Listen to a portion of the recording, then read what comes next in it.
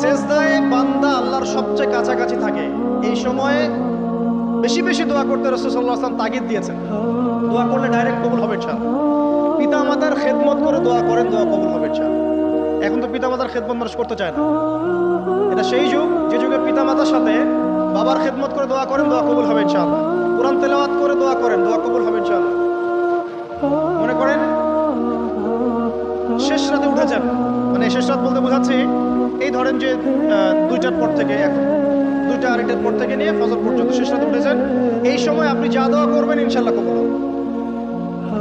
হ্যাঁ, বলতে বাধ্য হচ্ছি এখনকার তরুণ সমাজ ওই 2টা 2:30টার দিকে ওই যে কার কার খেলা থাকে ওই খেলাগুলো দেখার জন্য ওঠে, তাহাজ্জুদ পড়ার জন্য উঠতে পারে না।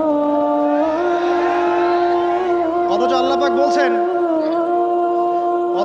বলছেন কি যে শেষ রাতে আল্লাহ পাক প্রথম আসমানে নেমে আসেন এবং আহ্বান করেন, কে আছো আমার কাছে কিছু চাইবে আমি দিব, কে আছো আমার কাছে রিজিক চাইবে দিব, কে আছো আমাকে ডাকবে আমি তোমার ডাকে সাড়া দিব, কে আছো আমার কাছে ক্ষমা চাইবে আমি তোকে ক্ষমা করে দিব।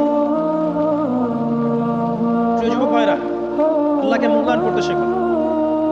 এই সময়গুলোতে দোয়া করলে ইনশাআল্লাহ তাআলা আপনার দোয়া কবুল হবে ইনশাআল্লাহ। সবচেয়ে ইম্পর্টেন্ট হচ্ছে এটা, যেটা আমরা প্রত্যেকদিন পড়ি, প্রায় 17 রাকাত নামাজ পড়ি আমরা, ফরজ নামাজ। শুধু ফরজ নামাজের কথাই বলছি। এখানে আপনি 34টা সেজদা করেন, 17 রাকাত ফরজ, 34টা সেজদা করেন। প্রত্যেক সেজদা যদি একটা করে দোয়া করতে পারেন ইনশাআল্লাহ আল্লাহ আপনার দোয়া কবুল করার কিছু জায়গা বলে দিলাম।